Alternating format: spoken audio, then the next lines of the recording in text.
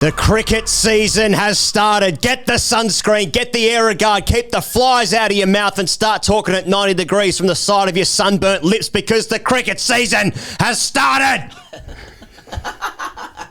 Can you feel the heat? Can you feel the humidity? Can you feel the skin peeling off your nose? Can you feel the Australian summer? This is Australia. This is Perth, says the Optus Stadium groundsman. I'd run through a brick wall for this bloke. Get it through the chest. Wicket keepers taking balls with their fingers pointing up to the unfathomably bright blue sky of Western Australia. Yes. Slips standing impossibly far back. Blokes in footy shorts getting annihilated on Swan Draft in bays and concourses. Run-ups getting increasingly longer. Cracks getting wider. Sun getting hotter. Montages getting more nostalgic. Accents getting broader. Farmers' tans getting more pronounced. Australia becoming more Australia. I love these boys. I know all these boys. The team is the team and it's my team. And this is my summer. This is my weekend. This is my Christmas. These are my holidays. This is my sport, and these are my boys. The circus comes to town in Perth. We've had the intrigue of secret net sessions, glory holes, and Indian injuries. Travis Head joins us from the inside of the Optus Coliseum for a 10-minute radio hit because it's November 19 for a start. He tells us what the batting order is, what the fielding positions are, who he owns, and what the Decker's going to do. Not bad for 10 minutes, I must say. Australia sweep Pakistan 3-zip. Can't hear zippy. In the T20s as the travelling circus whets the appetite in Brisbane, Sydney and Hobart. There's also Sheffield Shield WBBL Champions Trophy chat, AskTGC and everything in between. The summer is here. The cricket season is here. This episode is brought to you by Smith Optics Australia. Use the code FAST for 25% off your order at smithopticsaustralia.com. Sam Perry, the summer is here. The cricket season is here. Yeah. Sorry for yelling. No, that was good. I'm roused. I wanted to kick off, he goes, with, commencing matters from the grassroots, from the dirt and the soil beneath the roots of the grass, from that inner crust. Underneath the Southern Cross I stand. A sprig of wattle in my hand. Australia, you fucking beauty. You fucking beauty. Because most people aren't natives of the native, really. It's got 6 in a crumb, mum. Is that song cancelled on that account now that I think about the words? Good question. Yeah, I know. I mean, I think the One Day team did try to cancel it and bring in Chella Luna, didn't they? We're going off piste. Yeah. Look, I received a forwarded text message earlier this week, as is often my want, and I can't remember who it was from. Was it to reclaim the beach? I got one of those in year 12. Did you? I didn't, but I remember coming home and my soon-to-be brother-in-law was pretty into it. Anyway.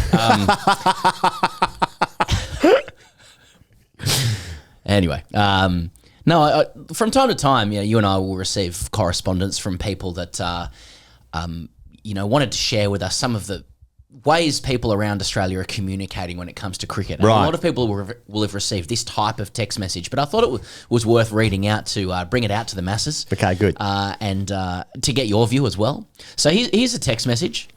It was received at 7:34 a.m. Morning, mate. Hope your exams went well. Just wanted to message to see if there was any interest in Saturday cricket at, and I'm going to say the acronym of the club. All right. EMTCC. EMTCC. Okay. There's a new paragraph, by the way. So far so good, by the way. All good. So far, I'm into it. Well, okay. I'm having a great time over here. There's a spot in the ones, batting 7/8, that I'd love to see you in. Oh, my kingdom. And also feel you're a great fit for the team too. Oh, utopia. New paragraph. The role is to finish the innings, and in 2-day cricket, I'm almost certain there'll be regular opportunities at those spots. It probably also gives you a chance to see what's happening on the pitch so you can know what to expect. Oh. What are your thoughts? New paragraph. Right. To be transparent, you'd need to play a couple of games in the twos first and then we'd bring you up. Oh, my God. Now let's just briefly unpack that if that's okay. Yep. And I believe this show, ahead of the Border Gavaskar Trophy, a 5-test series, where we can cosplay the traditions of our childhood, the uppermost level of the game, superstars, young and old, doing battle.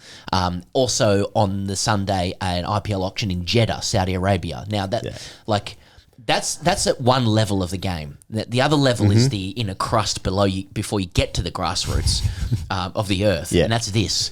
Now, just to unpack it, it's the superficial unpacking is like, oh wow, he makes him think he's going to be playing ones, but he's got to play a few games in the twos first. I'm just sort of the level of communication that goes on now, like where you actually start telling people about the roles they'll be playing. Yep.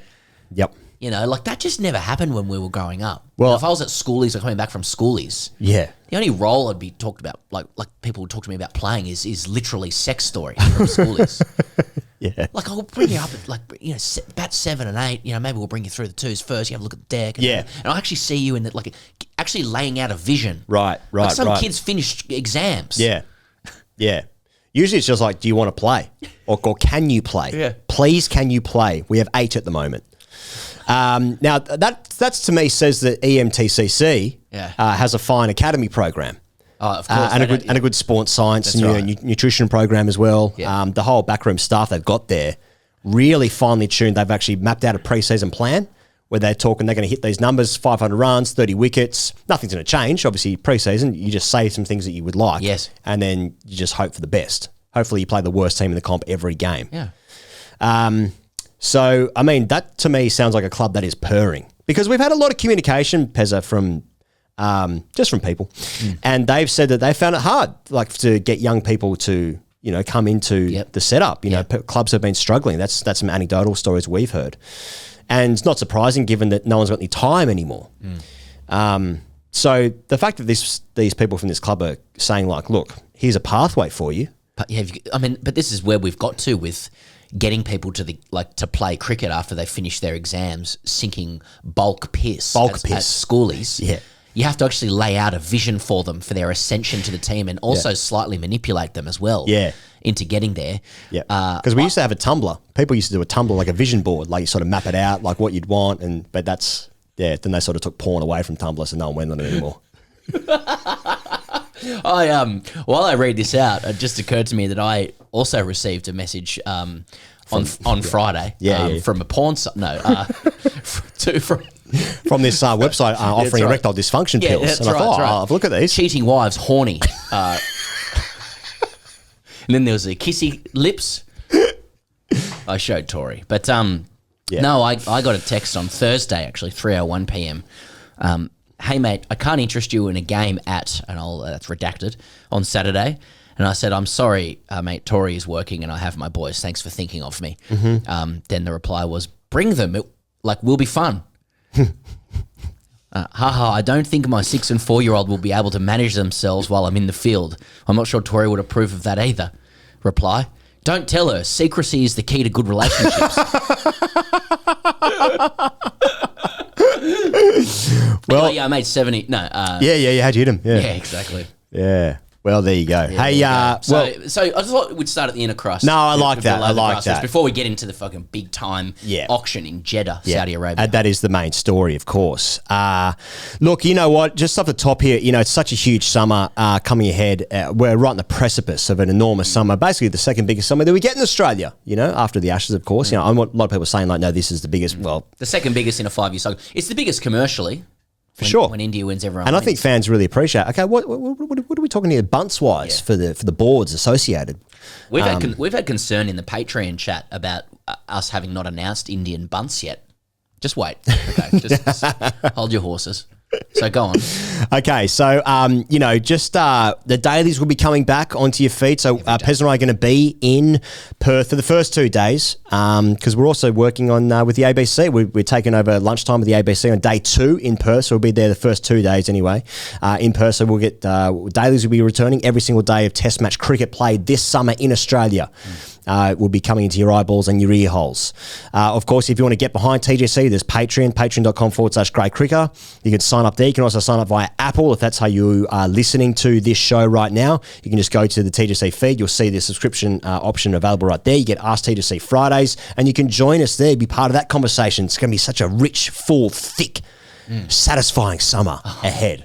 And so if you want to get around TGC, that's a great way to do it. Also, Cricket et al. Writing from Sam Perry himself, from Gideon Hay, from Pete Lawler, breaking stories, breaking hearts.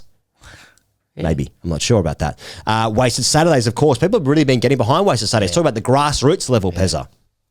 And then finally, and also keep sending your clips in via DM to Wasted Saturdays or an email, however you want to do it. Now, just want to say, last summer was an enormous thing for us where we played the Enmore in Sydney for the first time, obviously our hometown, going back to Sydney. We're in Melbourne now, but that was the first time we ever did that. And then to sell out the Enmore again, this time with our close personal friend, Ricky Ponting, is just going to be so exciting. And that show is already sold out. We can't believe how quickly we've sold it out. But Before the season started. Before the season has even started, we've sold that one out. We're so excited to see our friends in Adelaide that's next Thursday for the first run of shows. That show is sold out, as is the first Melbourne show with Aaron Finch on Wednesday, 8th of January. So tickets only remain now for our live shows at Perth, Wednesday, 4th December with Marcus Stoinis and Ashton Agar. Oh, they'll be flying out the door following Papi last night. And Agar's heroic efforts and in the Agar Shield. with one hand. Yeah, hopefully he can make it in a sling to the show.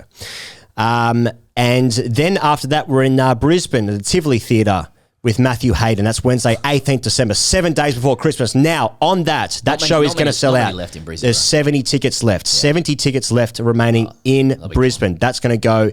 That'll go this week. So don't say like, oh, can I get some more tickets? This has been on sale for a couple of weeks now. They're about to go out the door. And then finally, Thursday, 9th of January, special guest Peter Siddle in Melbourne. That's our second Melbourne show at the Forum Theatre. That's going to be a bumper. So the summer is about to start. If you want to get around the summer, this is such an exciting summer that we get in Australia. It's India hot. always bring the best cricket. Even when we've won, they've always competed. England, look, they've struggled the last couple of years. Let's be honest about that. We still feel things viscerally and emotionally and deeply when England come. But the best cricket, India always bring the best cricket here. It's going to be a great summer. Get around TGC. These are all the ways. You know what? There's actually one more way. Oh, by the way, the Ticketek website is back up. It was actually offline for 48 hours for everything. So no one could buy tickets on any show. Ticketek is back up. Which is good. That'd give people like performers like us an excuse if we don't achieve whatever goals we achieve, to be fair. So that's right. Tickets, by the way, are all in the link to this description. That's right, Charlie? Good. That's really, look, it's a bit of admin at the top of the show, but the live show, frankly, is where it gets the loosest and the most skewering, and things are said there that are less wise to say on the pod. It's a comedy show, Things are said there. In the same way when we talked about Hodgie's top 20 knocks, you know what I mean? You can't go into it too much. You can't go into it too much. You can't go into Not it. here. You have to buy the book. Yeah. It's by the same token. Can't go into the live show too much. Yeah. We're so lucky. We built this up over 6-7 years in Australia. We've been touring in Australia, and some of these venues are so exciting to play. So again, to sell out the Enmore again this year is so exciting. Big but nuts. Tickets left for 3 shows. So Brisbane, you want to get in. You're going to want to get in this week because that is going to sell out. Perth, that's our second show. Come along, just come along and get around the boys. Now, look, there's one other way you can get around the boys this summer because Channel 7, in their wisdom, have given us. Mate, everything's coming up, boys, this summer. I don't know what it is. I don't know if it's something to do with India being out here or whatever. But it's absolute boys. Things are coming up, boys. Here goes. As I interrupt you. So we will be doing commentary for the opening night of the Big Bash. That's the Perth Scorchies and Melbourne Green, otherwise known as Melbourne Stars. They're playing in the first game, and TGC will be commentating on that match on 7+.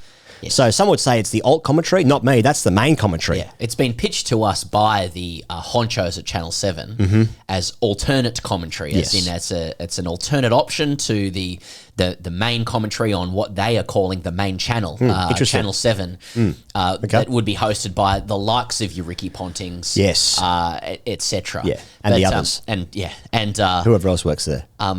It's not what everyone's saying. Others are saying that that in fact it is TGC that is providing the commentary, and if you do want an alternate to that, please head to Channel 7. Yeah. But if you go to 7+ on the opening night of the Big Bash League, you will receive commentary from the grade cricketer. Yeah. That's Orange versus green. That's the alt-right commentary. No, that's the other one. That's not. Yeah. That's something else we do. We do. Yeah. Oh, there's a bit of alt-right commentary around. It's on the Ascension, really, isn't it? If you want to find it, you can search for it. It's out there.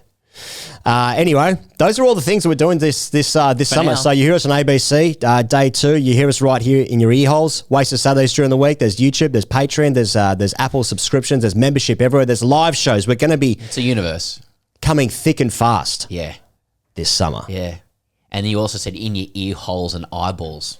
It's quite crass, really. Yeah, that's a little bit too much. I'm sorry about that. That's all right. Anyway, should we talk about the cricket now? That'd be good. Yeah, boys, all good. Yeah. All good. I go. don't live where you live. Hey, well, if you've skipped forward, g'day. We're Yeah. back. G'day, Yeah, welcome we're to the here. show, Yeah. the cricket match. We're just trying to do some business. Okay, Australia v India, first test. It's in Perth. Here's what the WA cricket head curator Isaac McDonald Great place said. to start. This is Australia. This is Perth. I'm setting ourselves up for really good pace, really good bounce, and really good carry. I'm fucking Vince McMahon. I'm now just leaning back in a chair and I've got lasers coming out of my eyes. I cannot wait for the cricket to start. Yeah, dog. I like what I'm seeing across the board in the last week as the test matches pump themselves up. I like that the media have, quite consistently cast the opposition as precious and petulant, and have implied that they've adopted a siege mentality. We will get into the black cloth around nets and the ensuing glory holes shortly. Yep. I like that. I like what I'm seeing around Pidge. Pidge is out there doing what he does. He's suggesting we play on opposition insecurities. Oh, I thought he was hunting again. I would not like to see that, but it does happen. I like that. Ed Cowan's quotes have been, like dreadfully taken out of context and perfect. and analysed in bad faith by people who need him to peddle their outrage industry. Yeah. And well done to Ed. Well done. Based on that. Well done, Ted. Yep. Yeah. His full analysis is pretty cogent. Well, he was a very average test cricketer. And as an opening batsman for Australia, he averaged 31. Yeah. Which we'd fucking take this series.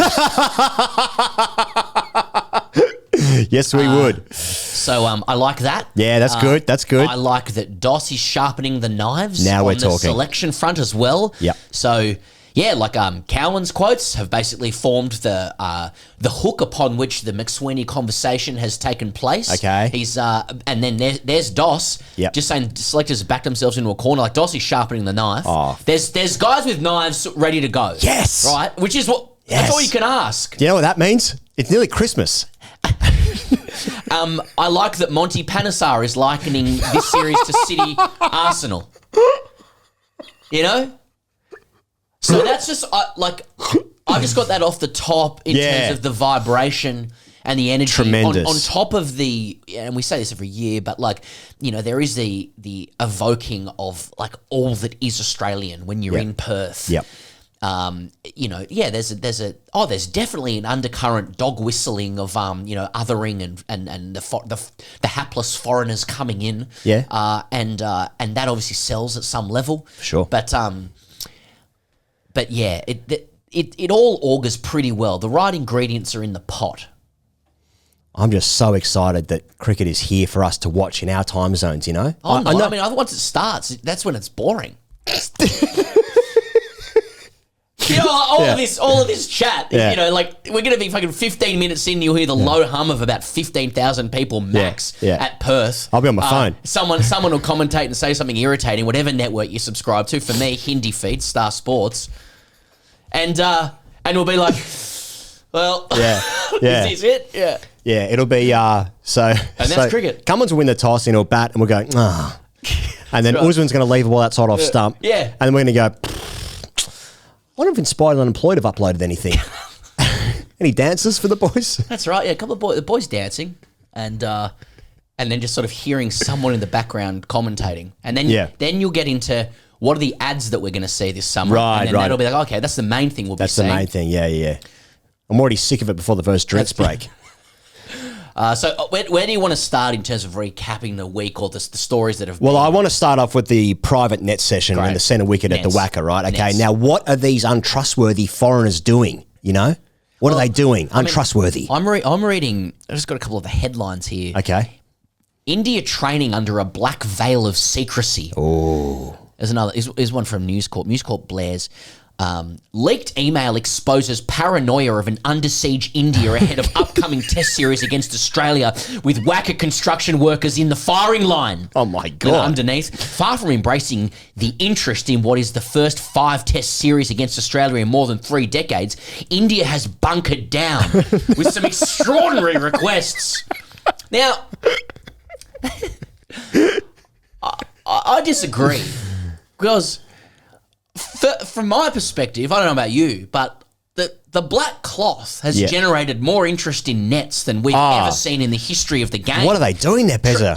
No, but 4D chess Streisand effect stuff for me. Yeah. But more importantly, a lot of citizens, should be thanking India because the nets are well known to be a setting for the Australian Federal Police honey traps. Yeah, typically. If you're seen hanging out around there... Typically, yeah.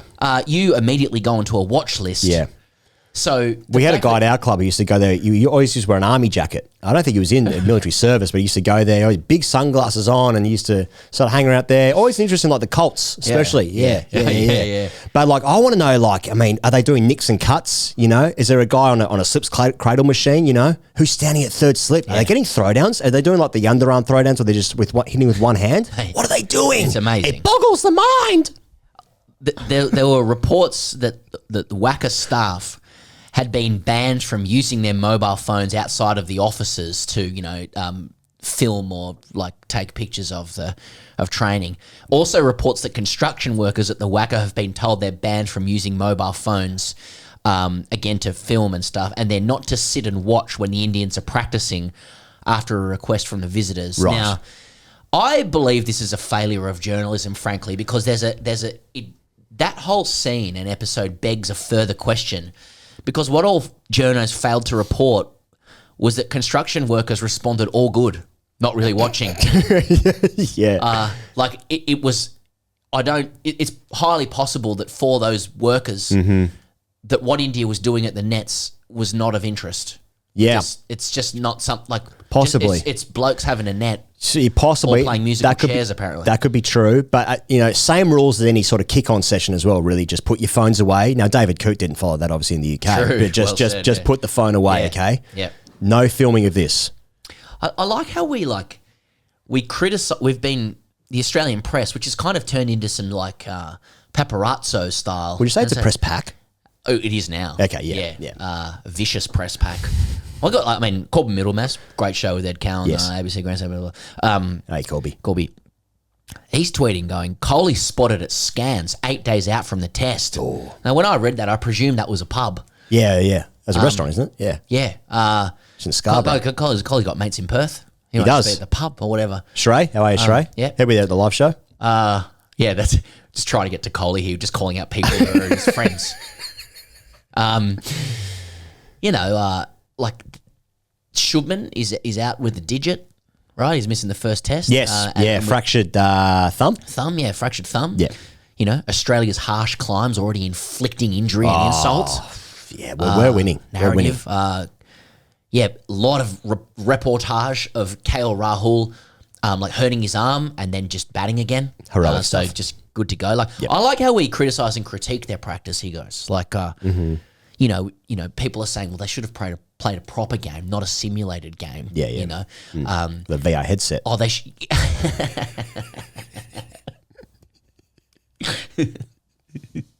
There is a bloke online who does that.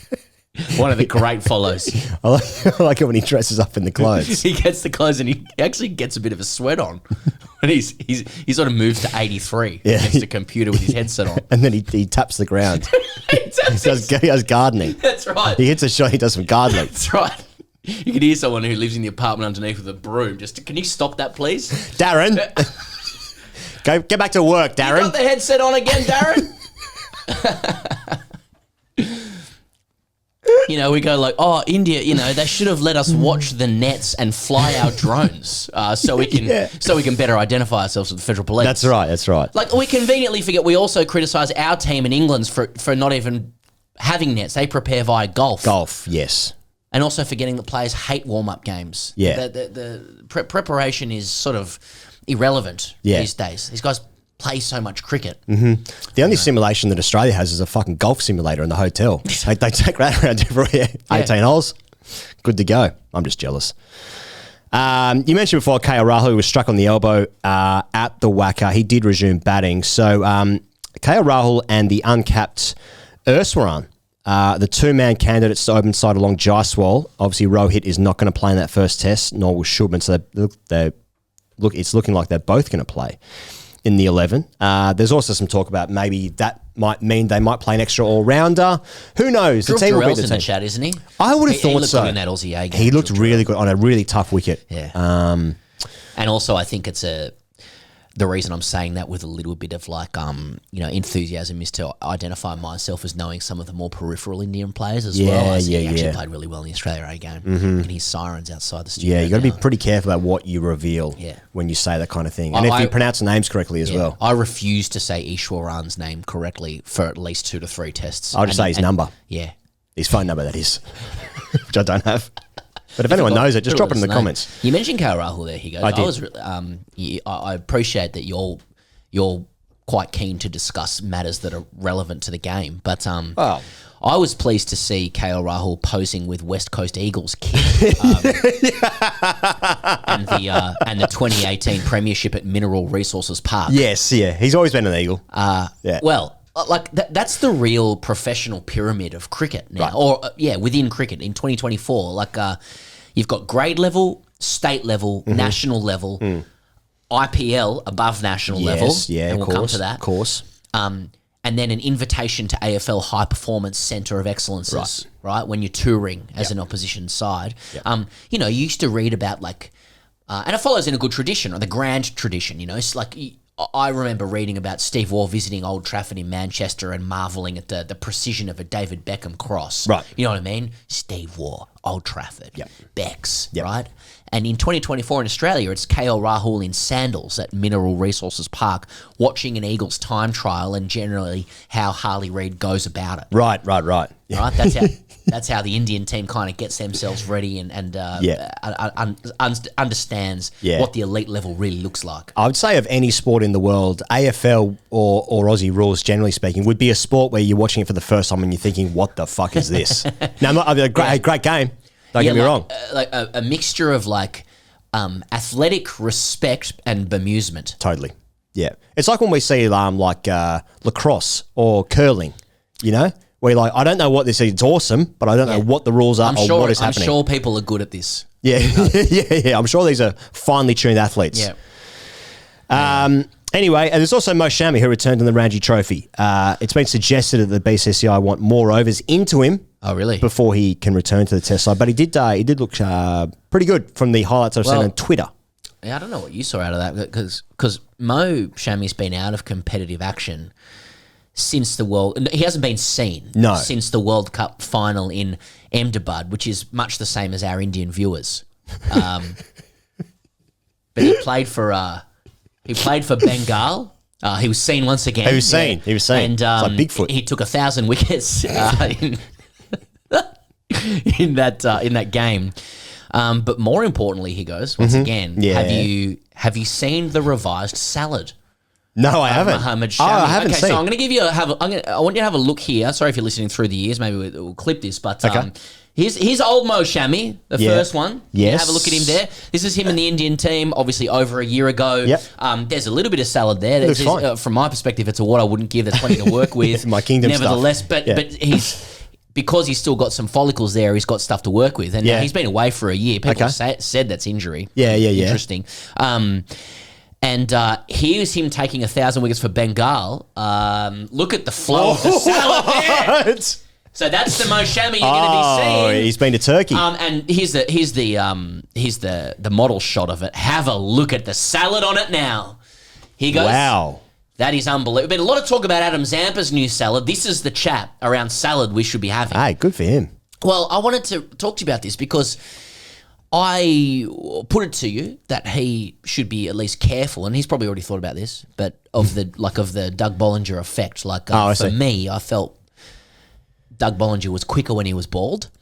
Right. It suited the package aesthetically for Bollinger to be bald when he attained hair. Yeah. Through the help of Greg Matthews, etc. Yeah. I just felt he lost something in terms of his brand. I thought bald That's was true. a better brand alignment for his style of bowling, like in the way that Mitch Johnson's pastiche of Brian Brown in Breaker Morant moustache allowed him to bowl better as well. Breaker Morant concerning the murders in Northern Transvaal and the Boer War, but maybe a flowing salad suits the smoothness and symmetrical swing of Mohammad Shami. So maybe it works for him. A flowing salad assists his bowling. He's obviously spent some time in the nets in Istanbul, getting that sorted. But I'm saying good for him. But Charlie, can I see that again? Can I see a photo of his Mo Shami 2024? Because have a look at because now I've got an issue. Is Mo Shami hot? Well, to me, because that's a good looking man. I want to be honest. Firstly, you're kind of implying that he wasn't when he was bald, and that's pretty disappointing. But but I appreciate that's largely true. People come up to you and they're like, "Oh, you look better bald." No, I prefer hair, to be honest. But, I thought he was still I liked his rugged looks. Had something about him while balding. Yeah. But I mean, looking at that, I mean that is that's 10 out of 10 salad. Well, because I wonder what the motive was behind this. Because the motive, the president. Yeah, it's too soon for that. Okay. Because we saw Ben Stokes, when he got the salad done, he said he did that for mental health reasons, and then he was criticised for that. And then he said, "Well, I don't know what the big issue is here." But is Shami it's a magazine? Was he having some issues about off-field stuff? He was thinking maybe not enough people want me. I'm saying I'm getting a lot of competition in-house from your Shubmans, from your KR Rahuls. Well, you got to be hot if you're an Indian cricketer now. That's what I'm saying. Yeah. Hardik Pandya, Virat Kohli's got the vectors going. We're talking haircuts all the time. You do have to be a hot boy. So maybe he's thinking hey, not enough women want to fuck me. Got to get the old salad done there. I think he should be laying low on that front, if reports are correct. But I'm just saying now he's got options. I've not seen that news anyway. Have you seen a lot of given what you said before with the head curator Isaac McDonald saying this is iMac. Perth, iMac, really good pace, really good bounce, really good carry, that then obliges everybody in the media to say that the quicks are licking their lips. Oh, okay. Right? You don't want to lick your lips too much to give yourself lip lickers dermatitis. Particularly in Perth when it can get dry and windy with the old Fremantle doctor coming in. Now, they're different to the dish lickers, aren't they? They run at Wentworth Park. Which you do want, right? They tried to ban them. But totally. Lip lickers. Lip lickers. Yeah, I've got lip lickers dermatitis. See, that's, and that's what I hope the commentators do, he goes. Okay. Because we're talking about what we want from a summer. We are. I want a mix of, I want something old, something new, something borrowed, something blue, right? Yeah. Now, you want to get married. I want, the way, what I mean when I say lip lickers dermatitis. Yeah, what do you mean? It's when Indian quicks go searching for bounce too much. Love They're licking that. their lips Love too much. that, yeah. And I want commentators on either network or Star Sports Tell 'em. or Hindi to break that down. Yeah. You can't get carried away by the bounce in Australia. Yeah. I want Australia to be 2 for 400. I want someone to be patronisingly breaking down the lip lickers dermatitis of the quicks who lick their lips too much. Yeah. I love that. You know what I'm saying? Here's what I also want. I also want Ian Chappell rolled out and tell me the opposition captain is shit. That's what I want. Exactly. Here's what he's not doing right. It's not aggressive enough, It's too passive. He's got it wrong. Exactly. I haven't had a chance to look yet, but someone has sent me Heelzo's in front of the silver bin again. Which is fantastic. This is summer. It's fantastic. It's good. And I think the subject of Heels' latest silver bin masterclass is how to get Kohli out. How to get him out. Because I've noticed there's so much chat around Kohli, right? Because it's our job in Australia to be Kohli, one of the greats, okay, has to be said. And rightfully so.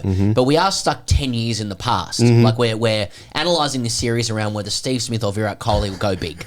right? We're just unwilling for anyone else to emerge. It's 2015. It's 2015 again. And I like that the chat, which again hasn't evolved in 10 years, is that, you know, the only way Kohli can score runs isn't through technical proficiency or what. It's just Kohli will go looking for a fight. That's what we're talking about. Right, okay. You know what I mean? Like, mate, just, you got to be careful. Kohli's going to go looking for a fight. Don't poke the bear. Don't poke the bear. Don't poke the bear. Yeah. Right? He loves a battle, doesn't he, on the field?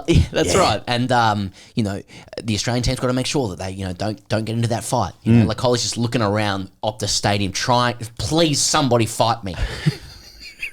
I had a mate who had a massive night once, and we were back at his place. He had a gridiron helmet, and he was really hoping someone could bottle him in the head. Someone please fucking bottle me. Now that'll be Kohli. Yeah. Jake Paul and Kohli. But because this is what this is what we want from India, isn't it? Like, we, in terms of the visceral stuff, we want, like, we want India to bring a massive fight to this, don't we? Like, that's how we want to feel something. They've got Gambhir, they've got Kohli, they've got Siraj. We've got Ravi Shastri saying the king is back in his own territory. So Kohli apparently owns Australian territory now. They seceded in the end, Western Australia. Okay. He's the king. mean, I think every territory is India's now, isn't it? We're all a 51st state, effectively. Whereas the Australian team is kind of like, you know, now with the arrival of Nathan McSweeney, you know, we're like maximum friendly. Like Warner, you know, the old Bulls left. Yeah, he can deconstruct everyone's techniques from the comp box now. Yeah, that's We've got no one. We've got no one to pick a fight. I don't like Stark. I don't like Stark's way of getting upset on the field. Yeah, body language. Hazelwood can side mouth, but he stopped doing that. Yeah, Cummins is solar panels. You know? Yeah, McSweeney's got he's a little bit too Alex Carey, isn't he? It's all too nice, isn't it? You know? Now what happens if things go wrong? Yeah, I mean, wouldn't that be great? That'd be the best thing McSweeney can do. But like, as in, you know, like just completely confound people. But I agree. Are you saying like, have we become too nice as an Australian team? Okay, admittedly, winning the World Cup a year ago, holding the World Test Championship, recently winning a T20 World Cup, recently enough. You know, well set to make the next World Test Championship final. If we do play badly, we do it behind paywalls when it's in America and stuff, so no one cares. You know, like in spite of the winning, you know, have we become too nice to the point where now that McSweeney's come in, if we fall off the cliff as a team, if half of them retire, the calls for the biggest coat of all time to come in will start to are we lacking a mongrel? That's I mean, because fashion comes in cycles, right? Totally. Chinos will be back in. I mean, cargo pants, sorry. Chinos have always been in. What am I talking about? Depends on your pins, really. That's true. You know, like what I do like about India is that they just love their cricket, Pezza. Oh, God, so tell me more. Well, it's, you know, it's like a religion over there. Oh, that's a very interesting and original analogy. And Virat Kohli, he is like a god. You know, he is. They are so famous over there. And one thing about Kohli is that he loves a battle. He looks to get into the contest in that way. Would you say you can see it in the eyes? Oh, I would say that actually, yeah. And feast on the goo inside. That's been some of the chat as well. How to get Kohli out. Yeah. Anything for Australia? Should we talk about Australia at all? Anything happening? The teams are teams. McSweeney's in. Smith's all the hopes are pinned on Smith.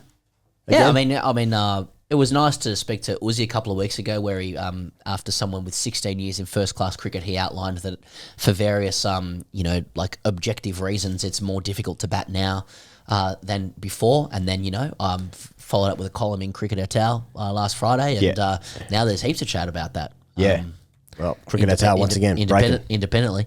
I mean, isn't this series really just about like who can be the least shit and have their eyes painted on the least?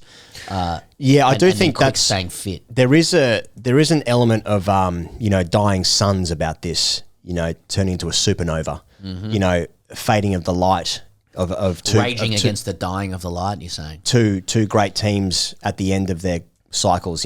India need to do something amazing to make that World Test Championship final.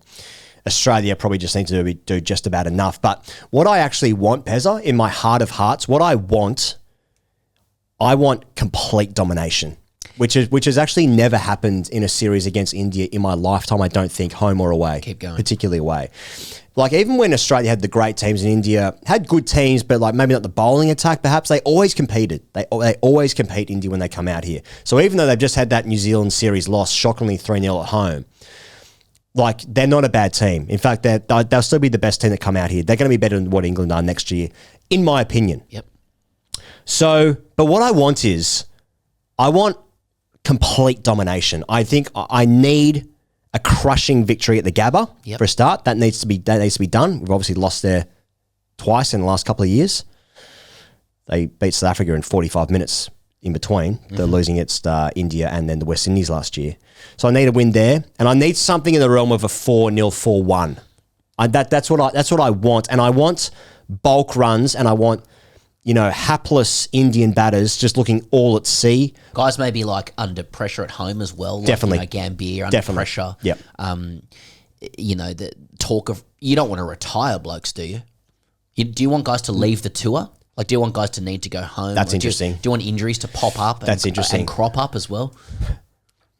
I do want that, yeah. Yeah. Now, I'm not going to get any of these things. In fact, I think it's going to be a good series. And India are too good a team to lose 5 games. I know what just happened in New Zealand happened, but like... So even at the expense of view counts and the commercial success of this venture? That is a fine line in my life that I have to balance now between, operating and keeping a job and also happiness in my soul. You don't want like the odd like Indian victory where you explain that they've won only to receive then 1.5 million views from people saying, ha ha, crying kangaroo.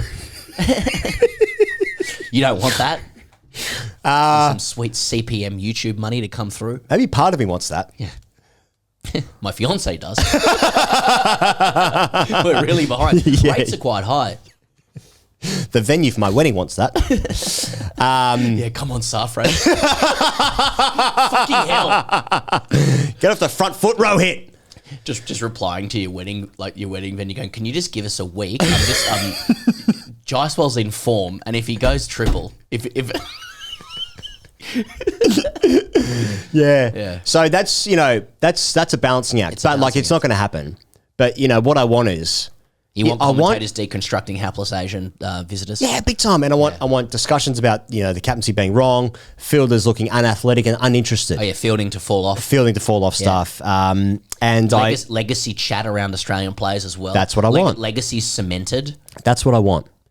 Because the cementing of legacies could, what happens when cement starts to struggle? It becomes a cement mixer. Put it in the cement mixer. I don't know. Wilt. Yeah, no. Yeah. I do a podcast. Yeah, that's right. Sheltered white boy, white collar. No chance. I know what happens with cement. And apologies for that. And it's a shame. But yeah, I think legacies could come undone. I mean, if under Cummins's leadership, woke leadership, well, it will become that. Yeah. I don't think Australia as a nation, not just in and of itself, not just a country. I don't think it's accepting 3 losses in a row. And as we've made clear, there were excuses for the first 2. I mean, yes, Smith and Warner sandpaper. How many times do we have to go through it? 2018 doesn't count. Doesn't count. Oh, and it's Smith and Warner sandpaper. Void the series. Right? Finchie opening the batting, getting the reviews wrong. The test is on. Payne as captain is not making the right shapes for me. I'm not used to it. Yep. The savant isn't there to score runs and people are sad. People are sad. In 2021 or whatever the fuck it was, 1, COVID, 2, JL, right? Yeah. And Void the series. Put it this way, we're talking about how relentless our cartel is, plus Lion, right? This time around. That cartel was there at that time. Yeah. Cummins, Hazelwood, Stark, Lion against T. Natarajan, Sainy, Shardul Takua. Washington Sundar.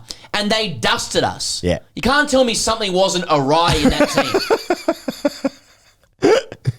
Have any of those players... I think Gautam Gambhir just said they've moved on from Shardul Takua.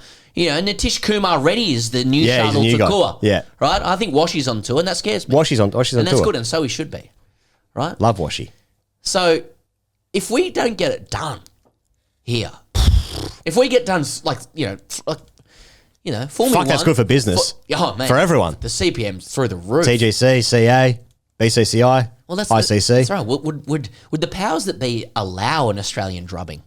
Would it be allowed? And this is when we can talk about elections. Well, here's what I do like. Maybe toys out the pram, threaten to go home, spark controversy. Something will come up, you know? Of course. I mean, Australia can't go 2 or 3-0 up in this series. There'll be a flashpoint. And a flashpoint not confected. Yeah. See, it's all to play for. There's a lot to play for. The worst result is 2-2 in good cricket. Fuck that. I just quickly, okay. Because we've been really quick with this section. Super quick. Just wanted to shout out also, Binger has said that Australia should be looking to target the skipper. Right? But chef's kiss. Because as we know, when you target the skipper as opposed to simply bowl at him or play cricket, you try and get him out. And you get that's when the 10, they fall like 9 pins. Yeah. Whichever the fuck I want to use. Yeah. And the thing is, though, 4D chess from India, who is their skipper? You know? And congratulations to Rohit and his family for welcoming a baby boy. Yes. By the way, Ritika, they welcomed a baby boy. Congrats to the big bear. But not completely clear yet if he's back in time for the first test. Might be, and that'd be nice. That's Vince McMahon walking in. Yeah, He always played better cricket after becoming a father as well, because things are put in perspective. I feel like Stone Cold Steve Austin just coming into the ring. That's it. Oh, yeah. But has India responded to the targeting strategy that Australia has by actually changing who their captains are? You know, Jasprit one test, right. Rohit Sharma. We don't know how to target. You know, this is what they did in the last series. Kohli was captain, went home. Ajinkya Rahane. So that's the way they couldn't target the skipper because he was home. That's how they circumvent the targeting strategy. Yeah. So I do like when we target the skipper. Yeah, I do like that. Anyone being targeted. Yeah. Except when Pidge goes target shooting. He never missed. He was very accurate, wasn't he? Metronomic. With his action, you mean? Metronomic with his bowling with action. line and length. Yeah. He was economical with his bullets. Well, there goes that. Yeah, well. Let's talk to Travis Head, who's at Optus Stadium. We spoke to him for 10 minutes. This interview is brought to you by Ponting Wines, pontingwines.com.au. And did you see him? He goes. He responded again to Gautam Gambhir, who said that Ricky Ponting shouldn't be talking about India. He went again? He went. Well, I didn't see that. He was on SEN with Joel and Fletch. Shout out to Joel and boys. Fletch, by the way. Yeah. Been on the show a couple of times. Great show. Yes. And well filmed as well from SEN, has to be said. Are we allowed to say that with ABC? They probably don't give a shit. But I don't know what the rules are, mate. We'll just be told. Yeah. And he's just stand-up desk as well. So Joel Fletch, we should probably do that too. Just get the stand-up desk going. Good for circulation. Yep. They're just drinking Ponting wines. And Punter says like, well, I'm into my second wine. Now I've got to say, once like that's Ponting wines coming to the fore. Yeah. If maybe we have to talk to Channel 7. Maybe that's how we do our commentary. Oh, yeah, okay. And we'll invite people to switch over to the alternate comms of Ricky Ponting at that point. If they want perhaps to. we'll be standing there with Ponting Wines commentating. Maybe. Because Punter on... You think Punter's a good commentator? Punter after 2 Ponting Wines, that's unmissable. Get out of here. Seriously, get out of here. Get out. I'm looking at the Ponting Captain's Call Tasmanian Pinot Gris. Now, there's a summer drop. Just a nice Pinot Gris is a nice afternoon drink. If you're long lunching, people might be this if you're healthy. This time of year. I just like the name Captain's Call, you know. And he's going back and forth with Gambhir. Did Gambhir ever captain India? I feel like he might have captained a couple of games in some format at some time. He's got kind of wannabe captain energy. Yeah. He's into politics now, Gambhir. Anyway. Well, he was. He vacated his seat. He was a local member. Yes. Initially reported as a minister. No, he wasn't a minister. A local member in the BJP. Right. But he vacated for a higher calling, also to join an arm of the government, the Indian team. Well, we're upsetting a lot of people today. Anyway, that's just one wine that you can get. Not BJP, the Captain's Call, the Tasmanian Pinot Gris, the 2024. That's pontingwines.com.au. Let's talk to Travis Head. Here he is. Okay, some call him the father of India. Others call him the bin lid. It's a pleasure to be joined by Australia's vice captain and one of 4 blokes who've avoided opening the batting for Australia, Travis Head. How are you, Heady? I'm going good. It's not by the want of opening batting. I've got shafted by the coach. You won't let me do it, so it's all good. Yeah, no, definitely seemed like everyone was really keen to do it, including you.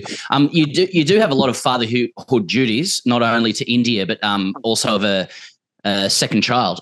Young Harrison George has entered the fray. Congratulations to the head clan. Yeah, thank you. Exciting time, exciting few weeks. Harrison's safe name, so we'll keep it at that. Hetty, I understand that you're still going to be at Bat Pad. I mean, first of all, how bad are you going? But is it true? Is it true there's a new pecking order? Is McSweeney at 3 and Marnus at Gully? Is that the truth?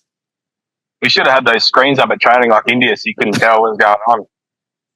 I've been trying to palm him off all week, but it looks likely that it probably comes down to don't give the coach as much crap as I give him, because then he turns around and puts you at Bat Pad. So it's probably come bite me in the arse a little bit on how much I give it to Ron. So he's put the hammer down and said I'm staying in there. So no good. I'm not doing it at Marnus and not doing it at McSweeney. There's a few things in the contract. Now, you mentioned there about India's secret net session, obviously barricades up everywhere. I mean, what do you think was happening there at the WACA for the secret net session? Was it secret throwdowns? Have they developed something new and exciting for training at cricket? What happened? They went and played golf. They weren't even there. I heard they put a new pool in at the WACA as well, so maybe they went for a swim. Like Ferris Bueller, just have a like a goal in there. Actually? What's that? Hetty, with the second one coming along, it means you've been on paternity leave. Last time you were away from the game for an extended period of time, you actually laid out in painful detail how little preparation you'd had for the World Test Championship final. That was on the Test documentary, and how worried you are. And then you strummed 163 at the Oval. So the people want to know just how little preparation have you managed ahead of this series? Well, I asked Dan Vittori if we get a private flight down to Formby in Manchester to go on a 4-day golf trip again, but couldn't get across the line on the budget. So I've had to just pull my head in on the second one, and I've had a few more hits. So maybe I'm too prepared, but wait and see. I'm going good, so I'm happy at the moment, feeling good. So looking forward to it. But time's off. It's always good. We made the most of it last time around, so I don't need to do it enough this time.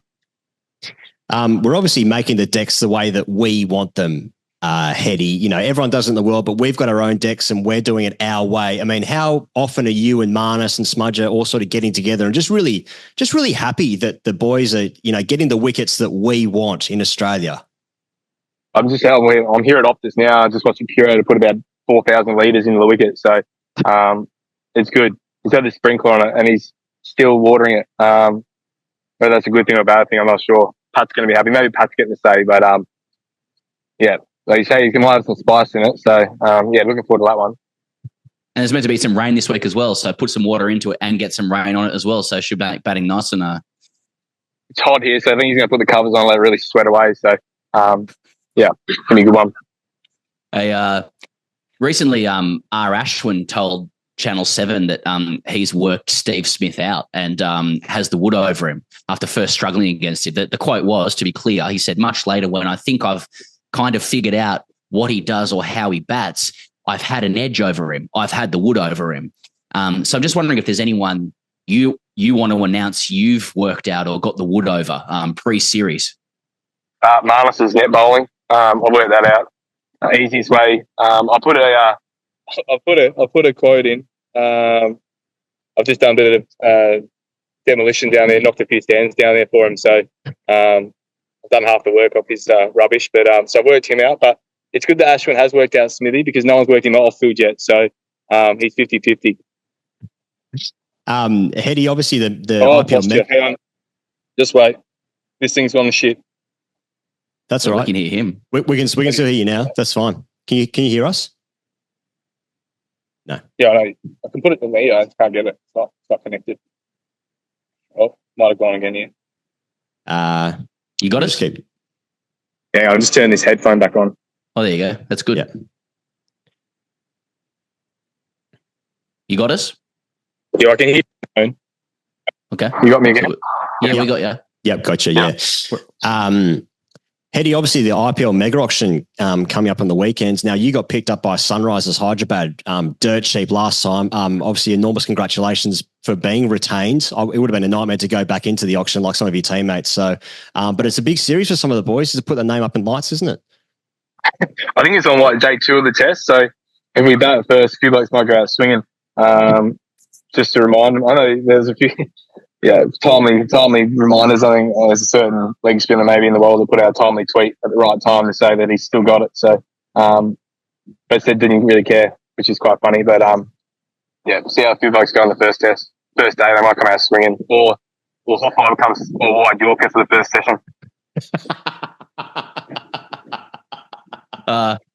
Eddie, how much of yours and the rest of the team's soul dies 1,000 deaths when you're yet again asked to comment on how good an Indian player is or how exciting a young Indian talent is when the interviewer is clearly looking for astronomical social media engagement? And also double barrel, how impressive has Yashasvi Jaiswal been so far in his young career? The bloke's a freak, so I might as well continue with it. So you can't say anything. I'm surprised how much they're going hard at Virat at the minute. I just did a presser again, and they asked me again. So I'm not sure why. I'm not sure if it's the 25,000 international runs he's got, or the fact that he's, I don't know, not sure. But I don't know where they're getting the dirt from. They're going hard at him. Maybe they're saying that we don't know. Hetty, obviously we mentioned at the top here, congratulations to you and Jess. Fantastic news, but you've been away for a little while. But I mean, how raring and ready to go are you just to play a bit of cricket and sink just bulk piss after, a first test win in the sheds at Perth? Come on. Are you good to be back? Yeah, I'm happy to be back. That post-match role is slightly different because I'll be straight back on the bottle. A few sleepless nights. So unless he wants to come out with me, little Harrison. So, but we never know. But at this stage, it might look slightly different for me this summer. Unless I get out early and maybe do it on day 3 or 4. But we'll wait and see. Final one from me, Hetty. Australians love to claim people who frankly aren't Australian or things like Russell Crowe, Crowded House, active volcanoes. Is South Australia claiming Nathan McSweeney? And according to recent reports, he's actually the next Test captain as well. So what's it like playing with the next Test captain?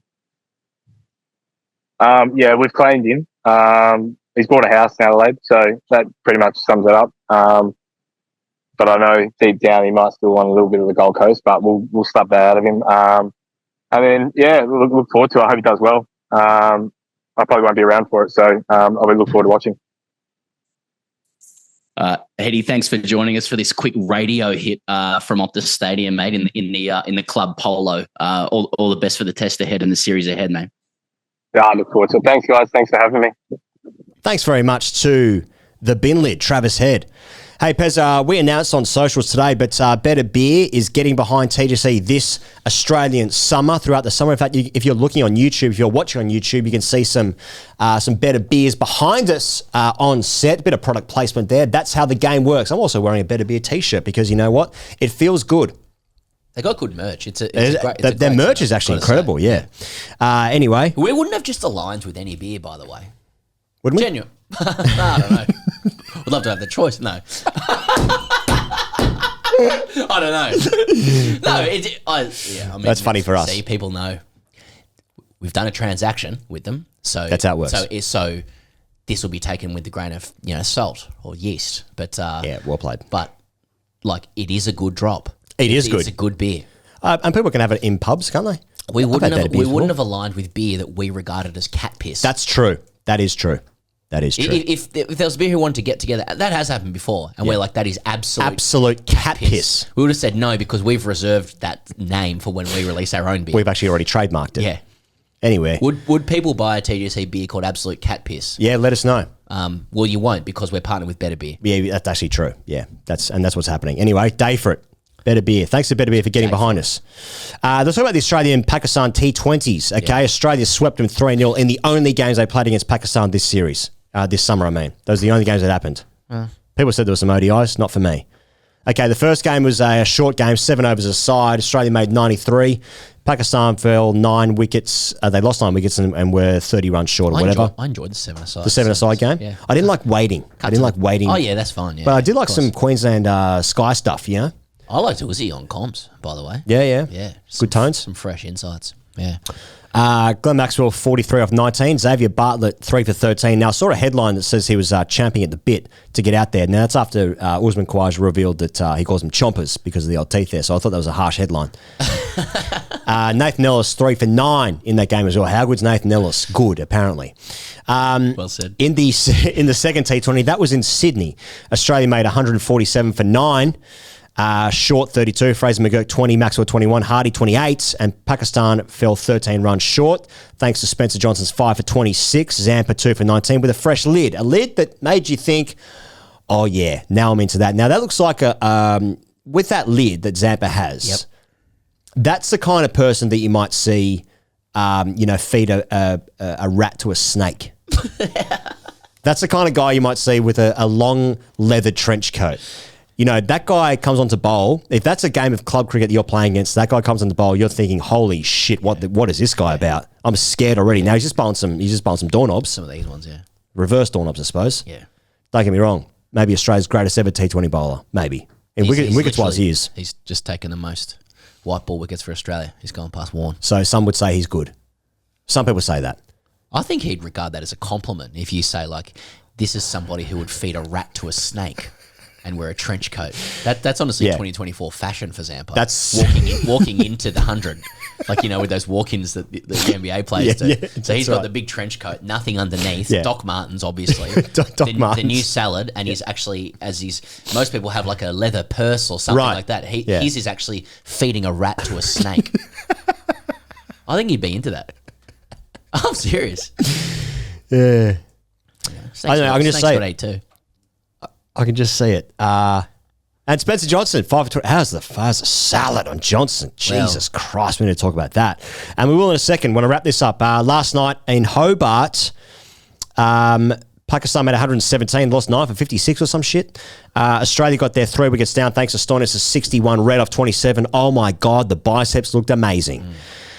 Zampa 2 for 11, Hardy 3 for 21. That's what happened in the 3 T20 series.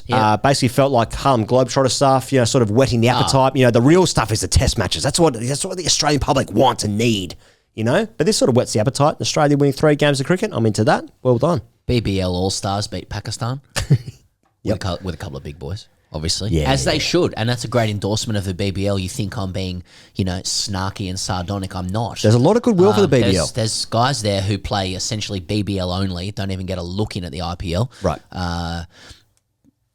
With a couple of exceptions in that team. Sure. And they should beat Pakistan. Our BBL All-Stars should beat Pakistan. Yes. The whole problem with this white ball series hasn't been that one of the formats is actually dead and is irrelevant and contextless now that there's a shorter one. No. Nothing to do with that. It's that our second grade team, our 2s, 3s can't beat a fully fledged international side. That's when we should be worrying about the future of cricket in this country. Yeah. You know? That's a demon that sits underneath in the molten crust of our fucking souls that needs addressing, right? Our 2s, 3s at home when the sun's out and we're starting to have a look at the cricket after we've read the Patrick Cripps articles and stuff. Yeah. How fast is time trial? We need to win, which is why no one's talking about this T20 series because we've won. 3-0. Pakistan 1 foot on the plane, definitely. And now we get to say Pakistan, one of the great fast bowling lineups in world cricket, maybe in history. That's right. Harris Ralph, West's 2s. You know, exactly. That's good. That we get to talk about Pakistan the way we like to. Wonderful quicks and basket case is dizzy coaching. Absolute kind of basket case over there. And refuse to know anything beyond that. Don't know the names. Hard to say. I thought that the whole entire white ball thing was mainly an aesthetic exercise. Yes. Zorba's salad, Stoinis' renewed pipes, right. Spencer Johnson's looks. Yeah. Tim David got new pads. Yep. The way Josh Inglis held the team sheet as captain. And Jake Fraser McGurk under Mark Waugh's microscope. So go at 15s, but go about it the right way. I'm taking this from Patreon, where you can engage in these kinds of discussions. Okay. This comes in from Benito Pussolini, who asks, Might not be his real name. and let me preface, this is an information exchange. Just okay? exchanging It's not my view. information. I'm going to say why. Okay. But Benito Pussolini says, why doesn't Jake Fraser McJerks just stand up straight, play good cricket shots, know when to accelerate, but also just play a little within himself while going at 15 runs per over, Right. but also just getting to it on the full, asking on behalf of Mark Waugh. Now, Yeah. I think I'm actually full circle on June, by the way. I think he's fully blooming as a commentator. The package is perfect because, like, Mark Waugh, to me, provides a realistic, honest representation of what it's like when you actually have to watch bulk cricket all the time for a healthy person. Great shout. It's actually quite healthy to retain a level of disinterest in the cricket, but still know generally what's going on, particularly when you played the way that he played. Like, it's the chronic evangelists that you've got to worry about. The people who are like so happy about cricket every single time they're talking about it. You're like, it's not real life, you know? And so June, to me, the thing I want to shout out with June's commentary that like really stood out is when he actually he got excited about a few things that happened. And like, I reckon as a player, that's when you know you've got to be happy. Like, for example, at the start of one of the T20s, Spencer Johnson bowled a wide who was so wide that Matt Short had to take it at first slip. Right. And June was up and about for the way Matt Short took that. So when June's up and about for you taking one in the grippers, Do you know how good that would feel? That is, he's Jesus. made it. Yeah. You offer any player that versus going large at the IPL on Sunday, you're going for June there. People used to say, like, if you made it into the Simpsons, then you know you'd made it. You know? Exactly. He is up and about for Spencer Johnson. He says, I think he could play test match cricket if he keeps fit. Outstanding young bowler. He's an excellent backup for the three big boys who aren't playing in the squad at the moment. Christ. That's as good as an endorsement as you're going to get. If June has a look at you and he actually pays attention to you, that's when you know you're a good player. And I have to agree, Spencer Johnson he just looks like he could be next level. Yeah. Now, me. I had the same feeling when we hosted the Cricket Awards last summer, and I saw Lance Morris in the flesh, and I just thought, now there's an athlete. Yeah. We got to see. We got to see it. Got to see it in the flesh, you know.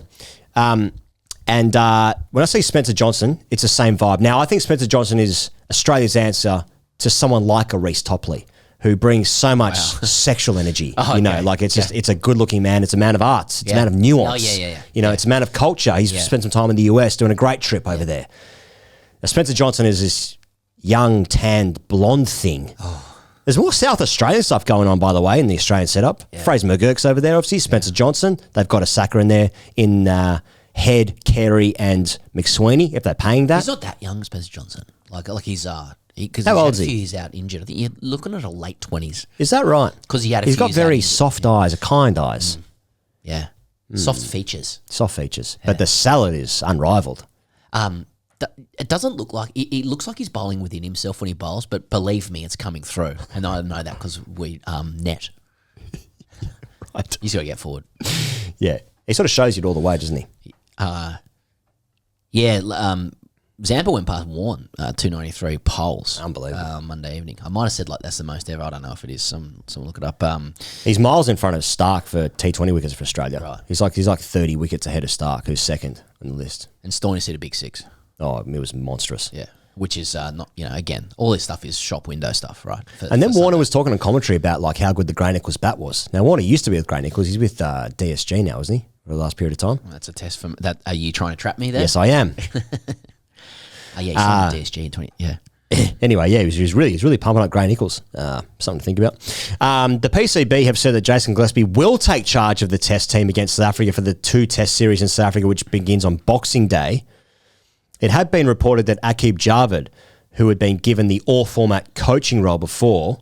Now, Gary Kirsten walked away from the white ball role before the Australia series, but a statement from the PCB on Twitter said this. As announced previously, Jason Gillespie will continue to coach the Pakistan side for the 2 red ball matches against South Africa.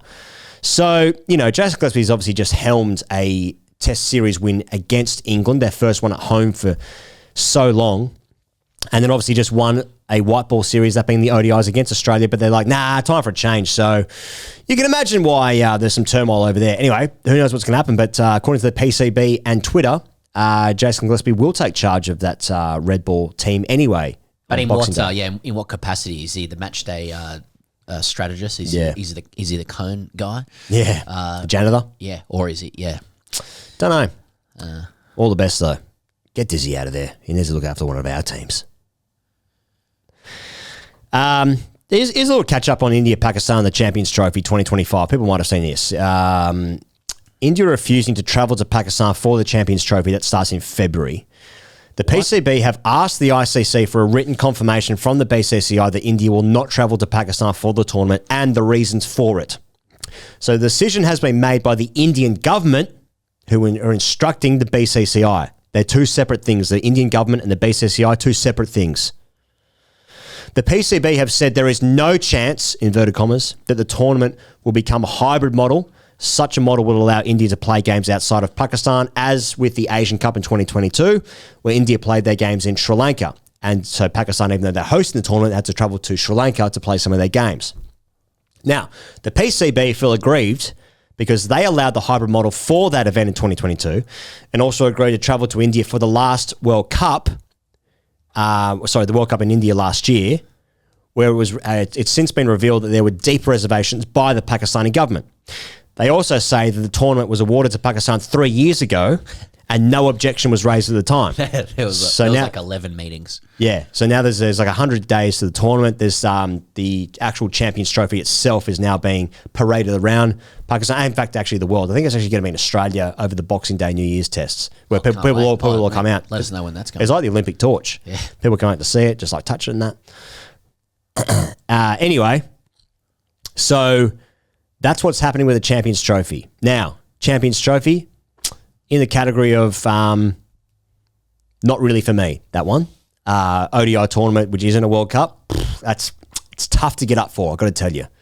But it's a thing that's going to happen when Australia play it. I'm going to want Australia to win it. Now, there's an empty space in Cummins' trophy cabinet. Interesting. Okay. No, it's not. It's not interesting. No, it's actually not. Pakistan won the last one in 2017. Actually beat India in the final. One of the only times I would think they've beaten India in a big tournament, I feel like. But the fact that there's still a shit fight going on about who's hosting this is, it feels like there's some nefarious activity. But hey, there are reasons for it. We understand it. Well, don't shoot the messenger. I'm just telling you things that are happening. Well, no, hang on. No, you've made it clear. I mean, Pakistan have just said no. That look, India, I appreciate you. Yeah. You prefer not to come, owing to serious geopolitical matters above cricket. But we refuse. So I would have thought that's game, set, match. Yeah. Cricket doesn't really need India and sort of the eyeballs attached to that. Well, in all seriousness, I mean, this kind of episode, which could be seen a mile off, will it not, once again shine a spotlight on the strength and independence of the ICC to manage these things? Typically not attending these tournaments historically is whether on political or security grounds would still incur some kind of penalty or forfeiting or whatnot. So it'll be over to the chief of the ICC. To manage that. I mean, another thing is, these things are ultimately where the rubber hits the road commercially with this is actually with broadcasters, right? There is the absolute truth of the sadness of Pakistan cricket fans at their own home finally hosting a tournament after just eons in the wilderness, and how special that moment is for them, and the truth that they should be able to see a tournament in its full expression, right? Particularly given, and this, far be it from us to wade into this, Pakistan did go to India. I can already see the YouTube comments around why that works one way but not the other. So it's not really for us, but it's the broadcast issue, right? So, that's why they're always drawn in the same group. There's just a massive windfall. They need to play against each other on TV. Yeah. And I thought I was reading discussions of, the inevitable, moving of this game outside of Pakistan. You know, if it happens in Pakistan, that'd be a miracle. And Pakistan to receive some kind of enormous compensation, you know, as a result of that. So I know there was talk earlier, and even some like, you know, wind up merchant stuff on online around like potentially moving the entire tournament to South Africa and Pakistan not receiving its windfall, which you get this enormous windfall from the ICC for hosting these tournaments. Right.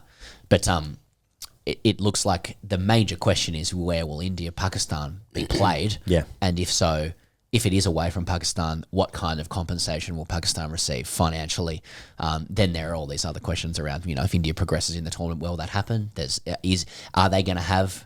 Is there going to be a compromise if India makes the final? Will they play it in Lahore? Will they go to Lahore for that? You know, that's a watch this space, I guess. There's not a lot to suggest that you're gonna. I've seen it argued that, you know, Pakistan went to India, and then part of the reason they eventually did do that was because, well, if we go there, then they'll come here. And so, there's many reasons people are upset on both sides of the fence. I get it.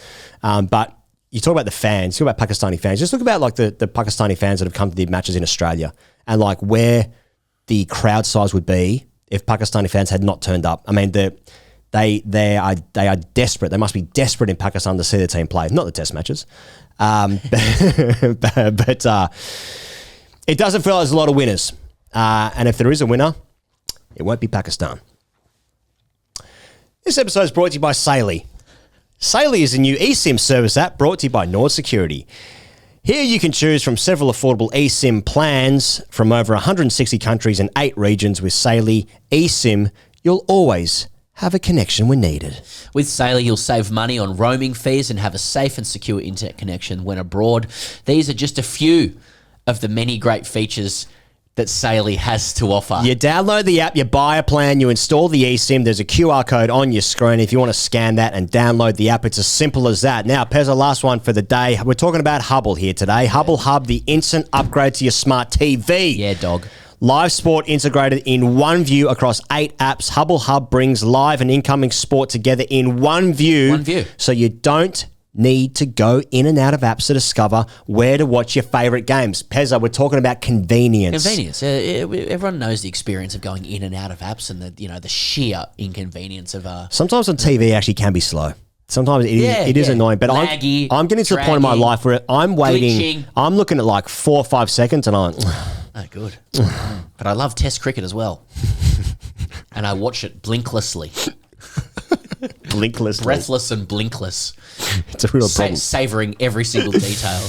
Live and upcoming sport, easily visible on the Hubbl Hub interface, and it helps you discover what to watch next. You're talking about bringing everything into one view. That's basically it, right? And making it simple. It's like an aggregator. Exactly. Everything in one place. Yep. I'm sick of things being in different places. This is convenience. Everything one place.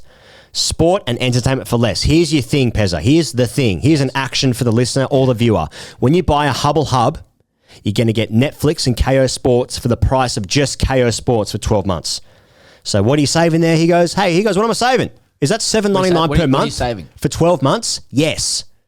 Please stop asking me questions about how much things are. So you're saving $7.99 a month for 12 months. That's what happens. Hubbl Hub. Thanks to Hubbl for getting behind TGC. All right, the Sheffield Shield Pezza. Matt Renshaw was asked about how he felt about the openers being stumped for the test spot. He said this: deleting a lot of apps and not reading any news has been a big one. He told the AAP. It feels like every summer there is a circus about something, and it is usually about the openers because Australian cricket wants another opener. I'm really happy for Nathan, McSweeney, of course.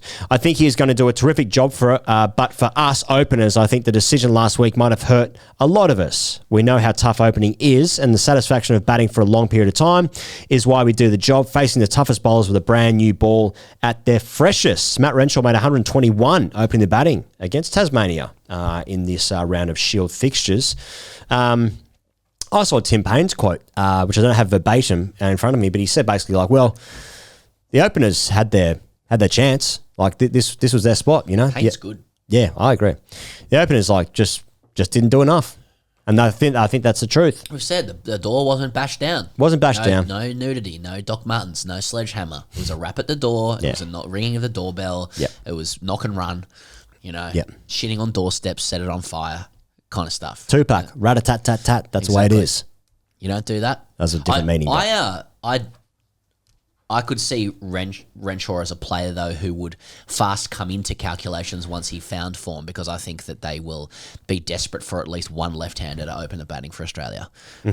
He's the right age profile. It's a matter of getting it together. He's been in and around the group. Yes. I think that, some people have to, work twice as hard to get half as much. He's a guy that I think if it clicks for him, I reckon they'd get him in pretty quickly with all the change. Yeah. Looking likely in the Australian team in the next, 12 to 24 months. Yep. Jake Weatherall made 186 and Jake Doran 101 for the Tigers. Bo Webster, 42 more runs. That match was drawn, by the way. Also, just speaking on a Queenslander, Nisa looks to be set to be out until after the Brisbane test. Not sure if he would have been included in the squad, the 13-man squad anyway. If he would have been ahead of Boland, he might have been. But unfortunately for Nice, with the old hammy that he did in the A game, no good.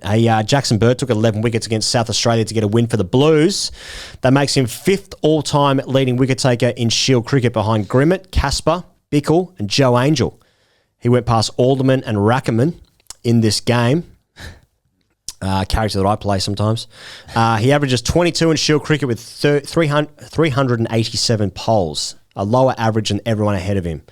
Well done, Birdie. Curtis Patterson also made 71. That's 350s in a row for KP. He was obviously dropped from the side last year, not long after he was captain from the New South Wales side, which is just a weird one because he obviously played for Australia. He got the gig ahead of Bukowski in that Sri Lanka series where I think Joe Burns scored 100. He scored 180 in that series as well. Curtis Patterson scored 100. Too, yeah. So weird one. But anyway, KP back in the runs. Good to see him back. Indeed. Victoria beat Western Australia at Junction to go top of the table. Bancroft made 12 and 11. Harris 47 and 56. Todd Murphy took 4 in the first innings, but it was Fergus O'Neill who was man of the match for 6 wickets and 40. Under 40. I think it was 44 or some shit. Corey. Roger Kohli. Good. Took a hat-trick. Last ball of the first innings and the first 2 of the 6th over, I think it was, in the second innings, his first over, obviously. That's 2 hat-tricks in the Shield this year. I think there hasn't been a hat-trick in the Shield for 20-something years. Now there's been 2 in a couple of rounds. And then, as we mentioned earlier, or alluded to earlier, Ashton Agar batted with one arm after an AC joint injury. He'd been in a sling the day before. So that's what happened in the Sheffield Shield. Although, do we care now? Because, the team's been selected, so there's still another round of Shield cricket next week, I think it is. It looks a little more like county cricket Insta reels, where you just a little exhalation out of the nose. Who did this? Something happened. Right. More like your clips that are taking off are now more around bizarre obscurities. Yeah. That happen. Ashton Agar batting with one hand. Right. That kind of stuff. Yeah. Just a dog on the field. Yeah. Someone did something funny. Let's talk about the WBBL, where the Sydney Thunder are top after 8 games, and Melbourne Renegades are 1 point behind, as are the Brisbane Heat. Those are your top 3. And then the Hurricanes and the Scorchies are in the 4th and 5th positions. Then there goes the Sixers, 1 point behind them. And the Melbourne Stars and Adelaide Strikers are out of the tournament with only 2 wins out of 7 and 8 games, respectively. Weird one for both of those sides who have 2 of the strongest lists in the competition, particularly the Strikers after winning this thing 19 times in a row. They actually broke their losing streak last game, but too little too late. Anyway, here's some news about Elisa Healy, who is out of the rest of the WBBL. She picked up a knee injury after returning to the Sixers post-World Cup foot injury. She's now racing to be fit for the India series. So, by the way, Australia have 3 ODIs against India and then go to New Zealand over Christmas for 3 more ODIs. There's a squad announcement this weekend or next weekend. Talia McGrath would captain Australia in Healy's absence if that were to happen, as she did in the World Cup, of course. All the England players have gone now because of their T20 series against South Africa, so there's no English players now in the WBBL. We actually watched this game together, Pezza. The Renegades, who they did the double over their Melbourne rivals with a win at the MCG on Friday night.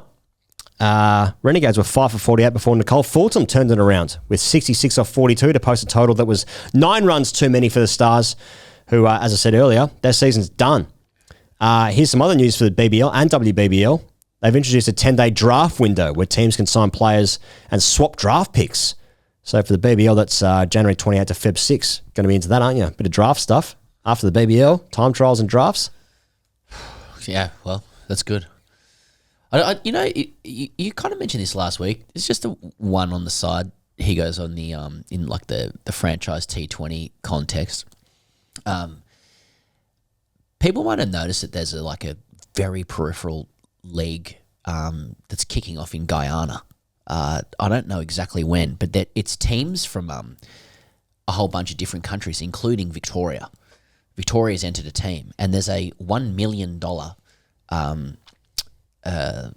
amount of prize money for it. And doing a little bit of digging within it, apparently Guyana is like the last new oil state. There's just bulk oil there. Oh, So it's just petro cash I've not heard this at all. deluxe. And the other one, and I think you kind of hovered around it last week, but I'm also hearing that either it is announced or it may be announced that there will be a women's T20 Champions League.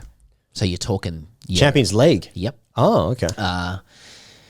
You're talking a WBBL team, Yeah. London Spirit, Mumbai Indians, etc., which I think may be used as a forerunner to the establishment of a men's one as well.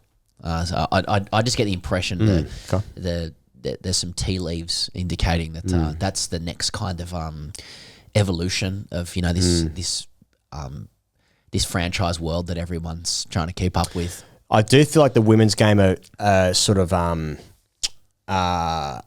like trailblazing a bit in terms of the windows for international windows and just club the rest of the time, basically. Multi-format series and leading with white ball cricket. Yes, and, because we spoke about this last week where the WPL is now going to be in January and February, and because the women's big bash has to move forward.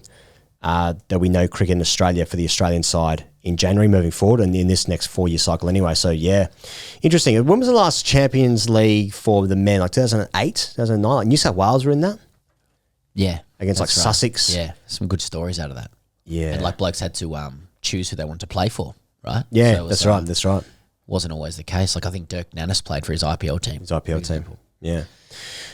Just another one on sort of future of the game stuff, I suppose. Now, West Indies and England have been playing a white ball series over there. England won the series 3-1, the T20 series 3-1, the final game being washed out in St. Lucia the other day.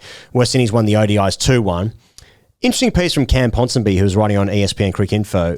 He said this. I'll just give you the spark notes for it. So games were being played at 4 p.m. local time for a better time for the UK TV audience. But what it did was it severely disadvantaged the team batting first. So every captain won the toss and bowled. No one won chasing. Sorry. No one won, batting first. Yeah, so everyone won chasing. So when the dew came in, it was easier for batting and harder for bowling because of the slippery ball, right? We've seen this before. So 4 p.m. starts also meant that locals couldn't attend the game and the stands were empty in the first part of the game. So later, basically the tail end of the game, people started to be there at the game. Rodman Powell, captain of the West Indies, of course, after the first game, which they lost, he said this: the best case is for the games to start at 7 p.m. When we looked at the schedule and realised it would start at 4 p.m, we knew that would be a problem. And it's interesting, like even the UK having influence over what times the games are being played, but yet it affects the quality of the games, the quality of the contest, because it's almost a foregone conclusion. We've seen this before in games in the UAE, especially. The World Cup that Australia won, basically every game was won by the team chasing because of this exact thing, the dew coming in. It's depressing, I feel like. It's depressing when games must be played at a certain time so people can watch it, but it actually ruins the contest of that sport that you're watching. It must be part of the...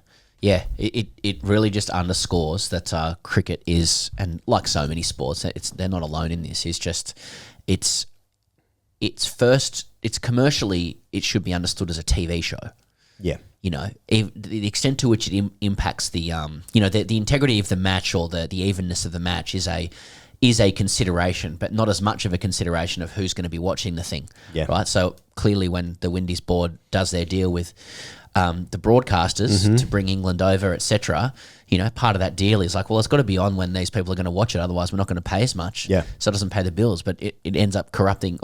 Corrupting is the wrong word in this situation, but it ends up, severely changing the fortunes of one team. In the game. I think Cam made this point in the piece as well that like if you're watching it on TV and the stands are empty, it actually diminishes your TV product. So it's almost like it's sort of eating its own tail a bit there. Yeah.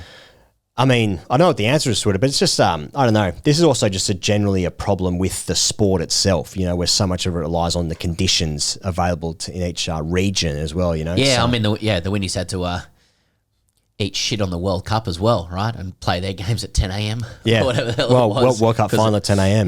Yeah. So, anyway. But the IPL auction's in Jeddah on Sunday. Yeah, it is. So, It is. In Saudi there. So, that should be good. What are we looking at? 574 players for 10 IPL franchises, competing for 204 slots, alongside 46 already retained. And in total, 250 players will take part in the 2-month 2025 IPL season next spring. So basically, from Sunday, what are we looking at? If you want any kind of sense of like the import of the IPL auction. I think it's reported that like if the test match goes into the third or fourth day, neither Ponting nor Langer will be commentating for Channel 7 because they've got coaching posts. Yes. And I mean, that makes sense. Like it's IPL pay packet versus commentary day rate, I would say. Yeah. Like that's fair Trumps. enough. It's just, I guess so. And then I guess you can expect on day 3 and day 4 of the test match, roughly 2 to 3 dozen comments along the lines of someone having done well and the coffee now being on him.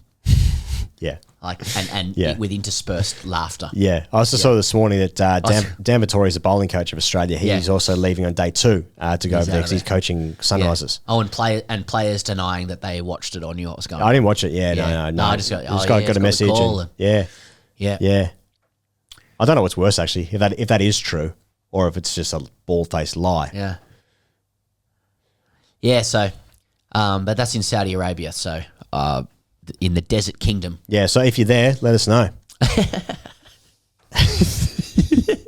And if you are there, maybe you might pop on some Smith Optics. Oh, nice. Because here we are, AskTGC. Hey, before we get to Smith Optics, Sorry. South Africa, India, just quickly, it was India 2s, 3s, and there was an invasion of flying ants. Yes, I saw that. And also Joe Burns, who some are calling Giuseppe Burns, hit 82 in a loss to Uganda. Sorry, mate. Smith Optics. Let's go. AskTGC is brought to you by Smith Optics Australia. You can use the code FAST for 25% off, plus you get a free TGC cloth gift inside that package. You know what I wouldn't give? Now, the season is upon us, okay? Summer season is right here. If you're going to be at the cricket, I'd like to see people at the cricket wearing Smith Optics, I'm putting the call out. If you're wearing Smith Optics, get out there to a test match this summer. Okay, if you're in Perth the next couple of days and you're wearing Smith Optics, take a photo of yourself, send it over to the boys, and we might report on it next week in next week's show, Looking fast. Because cricket is really the only sport where you can dress up in Australia, But I mean, people do it, I guess, for baseball a bit. But, you can't go to a football game dressed up. People go as like a thing for the cricket, Yeah. Now, I think that's a mistake because it's a long day out there, If you want to wear a watermelon on your head, go for it. But I'm just saying it's a long day. It's a long day out there. We've been very grateful to receive a few pairs of Smith Optics, and I've actually developed a pretty close relationship with one pair in particular for exercise purposes. Now, the point of it is people will notice with the Smith Optics, they're big, and it's a statement piece. That is so practical when you actually pop them on, as Pat Cummins does. Good enough for Pat Cummins, good enough for anyone. Oh, sorry. But I've got this pair that are big, and I actually feel like there's been a lot of chat ahead of the Border Gavaskar series about trying to ensure Kohli doesn't get into his bubble. Right. Got to get him out of his bubble. Yeah. When you try and fight him and he gets those mad eyes on, he then gets into his bubble and he can't be stopped and he runs the game. Yeah. Right? When I put Smith Optics on, I am in a bubble. I'm serious. You're the bubble boy. It's It takes up so much of my vision. I've got no peripherals. Everything is everything is in unison. Everything is in its right place, Radiohead style. Yeah, I like that. Good song. And if you get Smith Optics, I can guarantee you, at least in exercise, but probably elsewhere as well, if you want to look fast at any kind of leisure event, you will get yourself into your own bubble. And not only that, it's a statement piece. It is de rigueur in 2024 as leisure fashion. Yeah. And I'm sorry, but we're going to give you 25% off that if you use the code FAST. Sorry for all the value.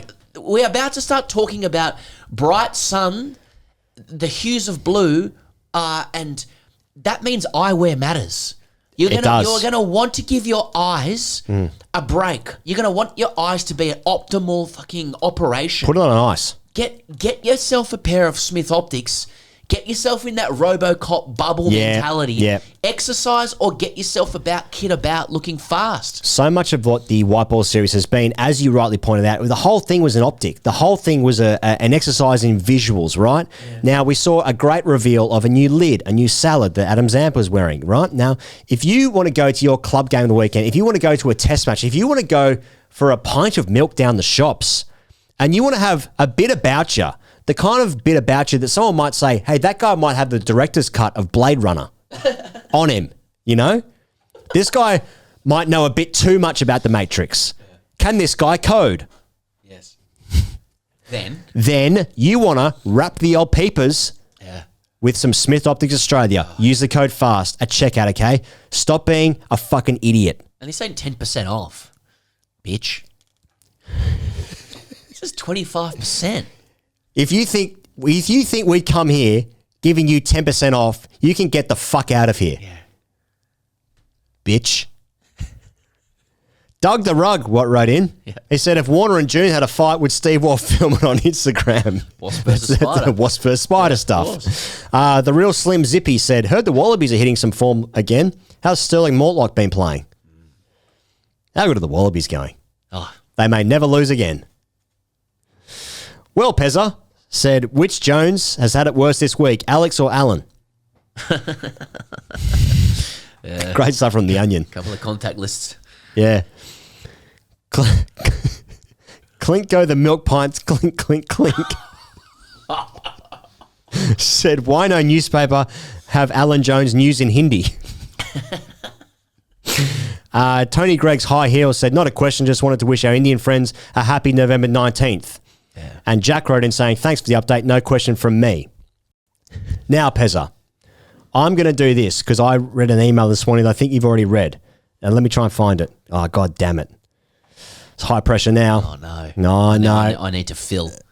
Well, let's talk about Giuseppe Burns. Okay, I found it. It's from Charlie, okay? Thank God. This is from Charlie, not our Charlie. This is from someone else called Charlie. Charlie can't write. Okay. Love you, Charlie. Here's this. He said, hi, Pez and Higo. He wrote this in my email at greatcricketer@gmail.com. Here's a heartfelt poem. It's a summary of a trance that was triggered by Harris Ralph. The carnage I just witnessed at the Adelaide Oval has led me to reflect on my shortcomings as a grade cricketer. Here's the poem. I stare beyond the window, Toyota Yaris by the road. In the foreground sits the score, Aussies all out 163. A Pakistani fifer and quick trace triggers this psychedelic paradox. The chief destroyer? Oh, but it is Sir Harris, not to be confused with Rolf or Marcus. Harris Ralph, the unassuming Pakistani charger, unearthed from the still waters of Tasmania, my home, the place I snicked off a 15-year-old slug Webster. Harris, the Melbourne star of the night sky. Harris, the fast Yaris, bowls 150 rockets. Adjoined to Shaheen and his threefer, Shaw made Zippy's lips draw nearer. The interplay of Pakistani pace, Pepsi Max and Coach Jace takes me back in a time machine, a Pakistani paradox. The context, a 21-year-old me in 2014, recruited to Salim Akbar in Vancouver, Canada. I joined Love Ablish, IPL player, and cousins of Shahid and Shaheen. The Afridis love their leggies, aviators, and boom speakers. My knockout scores, Ablish, the Afridis, and a New Zealand Prem batter, a 58 not out in Vancouver, couldn't get better. Surely an IPL contract, I think. Down this rabbit hole, this Pakistani paradox. Out of the time machine I return. Seated at the window, 32, dad bod. 10 years wasted, synthetic two-piece red ball, batting average 19. Yes, it was only 19.